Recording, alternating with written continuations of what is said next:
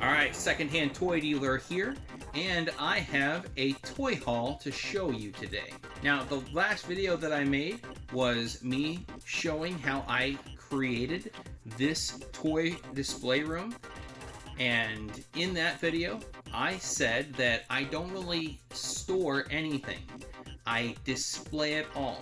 So when I buy something new, something old has to get kicked off of the pegboard to make room for the new thing. Now, my intention was to show you the new stuff, the stuff that I'm going to kick off of the pegboard to make room for the new stuff, and then show you the sell pile. But I recorded that video and it was like 40 minutes long, so let's break that into two parts here. This video, I'm going to show you the toy pickups and what's getting kicked off of the pegboard to make room for these new pickups.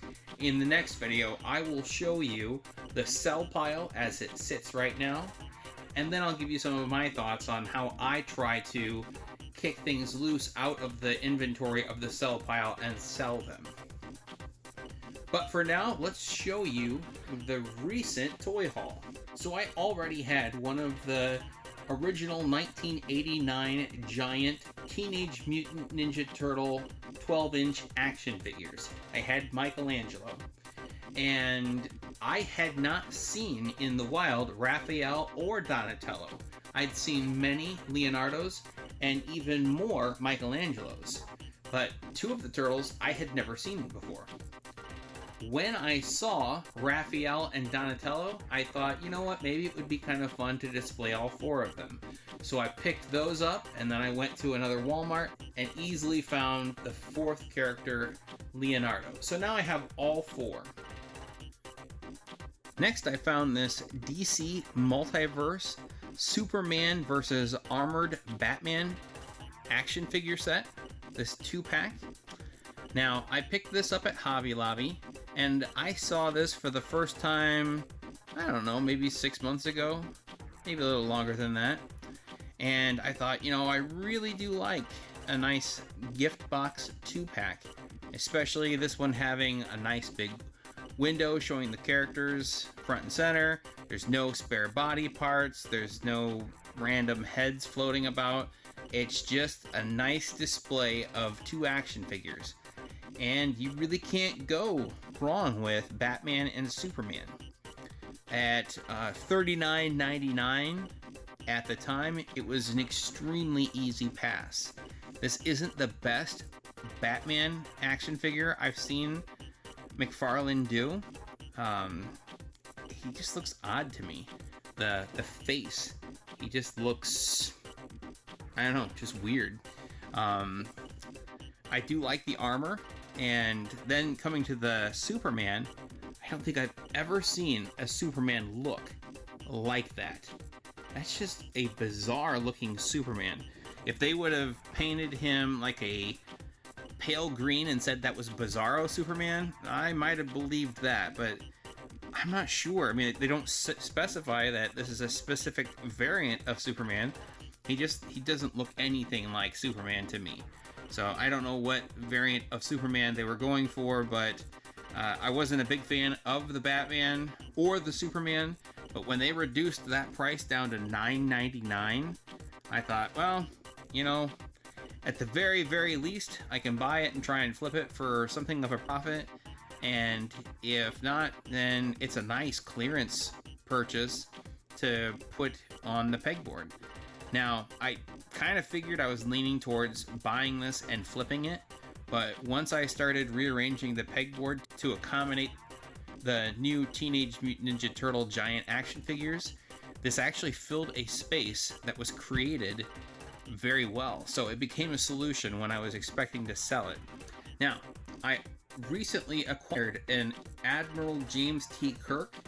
I believe that the original price of this was $12.99 or $13.99. I got mine on clearance for $5, and then I found this one, and it was on clearance for $3, and it had the clearance tag on it.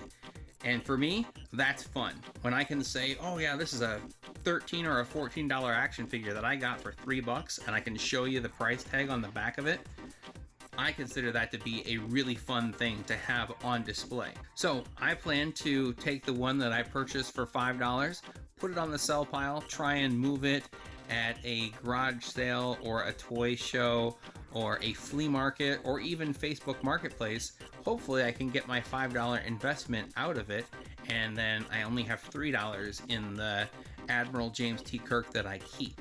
That's kind of petty, trying to take $2 out of your collection, but I think it's fun to show that, you got an action figure for $3. Alright, so then I purchased some of these half card back Hot Wheels cars. I've seen these at grocery stores. I think I might have seen them at Dollar Tree or Dollar General at times. These I found at Meijer. I almost wondered if it was a mistake, because of the 100 Hot Wheels cars that they had on card back, they only had like 5 of them that were these half card backs. So I wondered if these weren't even ever supposed to be at Meijer, if it was a mistake, or if maybe they're just going to a half card back. That would make some sense. That card back really takes up a lot of space on a pegboard. You can get more product on it if you put these up in its place, and then you're spending less on packaging too. But I really like the look of these half card backs. If they're not planning on transitioning to these, and they're planning on keeping the old style dimension card back, then I think that these are kind of fun and rarer, especially for like these Batmobiles. I have several of these, but having this in a half card back, I think that's kind of fun. And with the dimension that they are going to be a nice little item that will fill in an oddball space in this giant Catch-22 of a display on the pegboard. I picked up another Jada Nano Scene. The first one I picked up was the Fast and the Furious Toretto house. That was really cool. This one here is the Jurassic Park entrance gate. I think this is pretty neat. The only complaint that I have is that the two cars, they're not scaled, in the correct scaling. The Jeep Wrangler should not be bigger than the Ford Explorer. The Ford Explorer should be much bigger than the Jeep Wrangler, and the Jeep Wrangler looks bigger than the Ford Explorer. Aside from that nitpick, this is a really cool looking scene with the impressive entrance to the park, and then you can see that when you assemble it, there's actually a little back section here where they've got some dinosaurs and some eggs. So it's not just the front half of the gate, there's actually some stuff going on behind the gate when it's all assembled. But a nice packaging with a big window showing some cool stuff inside. This is a great new in package displayable collectible. So I've been saying for a long time, probably for a couple years now, I don't really need anything Nerf in my collection from here. It is very well represented. Some might argue that it is overrepresented. But I don't have an AccuStrike rival blaster in the collection. So I went ahead and purchased this. This was on clearance. It was originally $22. It was 70% off. So I ended up getting it for like $6. It was a great deal. I really like the way that this grip fits in hand. Just the way that fills my hand. I really like the way that feels.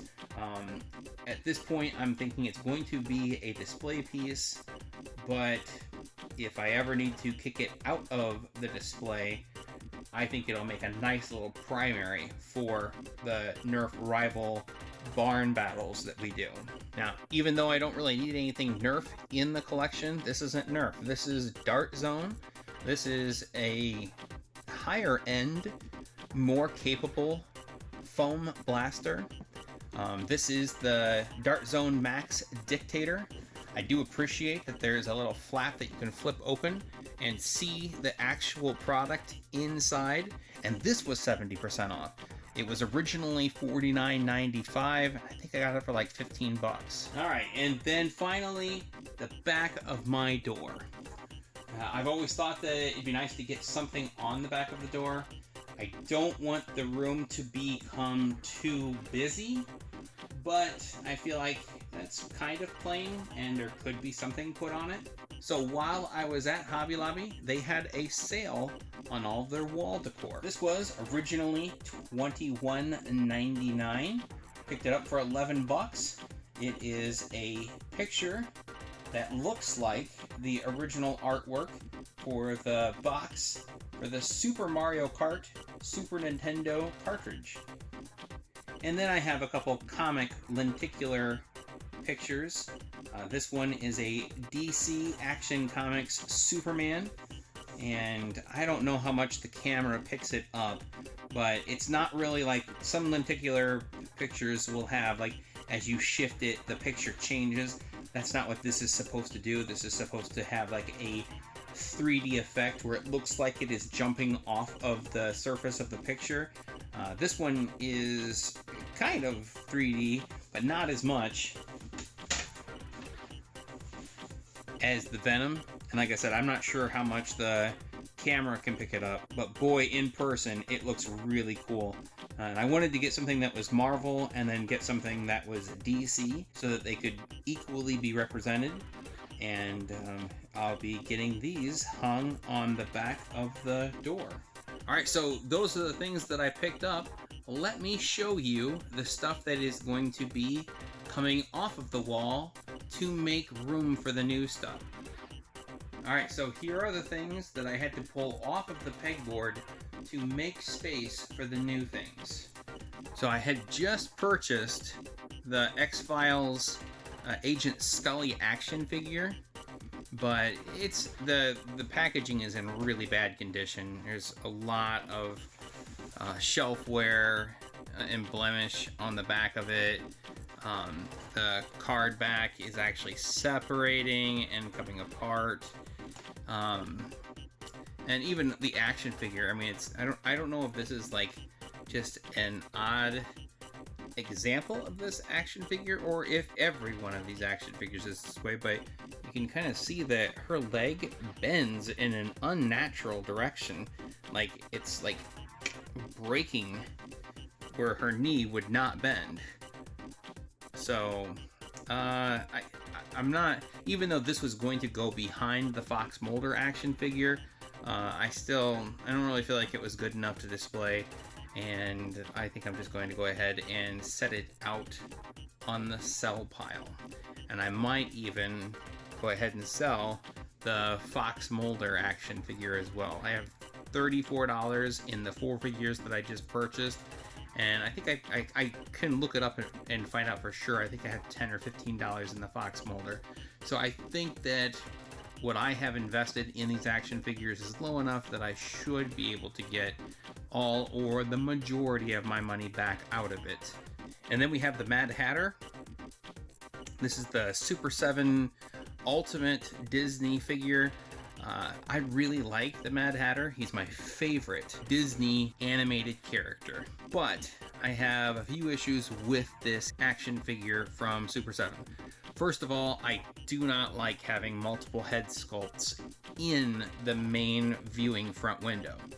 So, I mean, I think that if they were going to have multiple head sculpts, my ultimate desire would be to have them shown in windows in the back, so that you could see them if you wanted to see them, but if you wanted to display it new and packaged like I do, then you wouldn't necessarily need to see all these random floating body parts. They do have the hands concealed behind this labeling, and I do appreciate that, but I think it's weird that there are extra heads on display next to the figure. The second thing that I dislike about this exact character is the soft goods coat. I mean, like the pants, those are molded plastic. The bow tie, the collar, the hat, all of that looks great. The sculpting on that looks really good. But then they have a soft goods coat. And I could see if this was like a toy where part of the play feature was, well, you've got different coats you can put on. You want to take that coat off, put a different color on. Take that coat off and just play dress up with this action figure. In my opinion, soft goods are not for action figures, they are for dolls. dolls are for dress up, action figures are for posing. I don't see the purpose in having soft goods on an action figure. That's my own personal opinion. So I really think that this would have looked much better with a molded plastic coat. So, I mean, that's kind of the second strike for it. And then the third strike, I understand that if you were to buy the Ultimate Alice, she would stand taller and he would be scaled correctly to her, but having this figure by itself, it's kind of a small action figure for this huge packaging.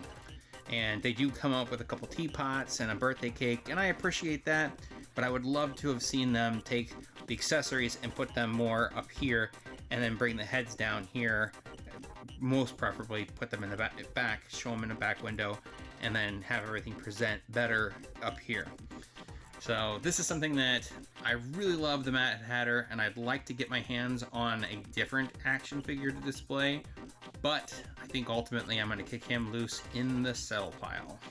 So this is IG-11 from The Mandalorian.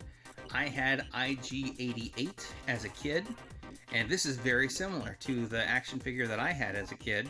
It has that nostalgic throwback for me, but you know, I have lots of Star Wars represented. I have lots of really cool looking Star Wars represented. So I don't really feel like I need this. And I needed the space, and it was low enough on the priority list that I think it was just time to set it out and put it up for sale. I don't dislike this figure in any way. I actually like it, but I just needed the space, so it got the axe and will be going on the sell pile. So this Star Trek model actually was a recent acquisition. It originally retailed for, I believe, the mid-20s, $24 or something like that, and they had it clearanced down to $10 at Walmart, and I picked it up. But because it's basically just a cardboard box with a picture on it, and I have so many better options for displaying Star Trek stuff, this was an easy thing to put on the sell pile. Next up is the Transformers Bumblebee Cyberverse Adventures Wheeljack.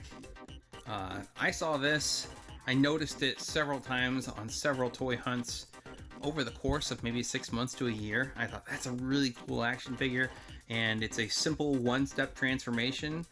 My kids had a few of these, and I was really impressed with just the engineering put into the idea of how these things transform. They make really good cars, they make really good robot modes, and they're simple to transform. Although I do like the pink windshield and the coloring of the car, it's not high enough on the priority list. It doesn't have the deep nostalgia that a lot of the other things have for me, and so I think I'll just go ahead and kick this loose. So then you got the Maisto Special Edition Air Force. These are the tailwinds and fancier packaging. A lot of these were premium with extra paint details on the die-cast plane.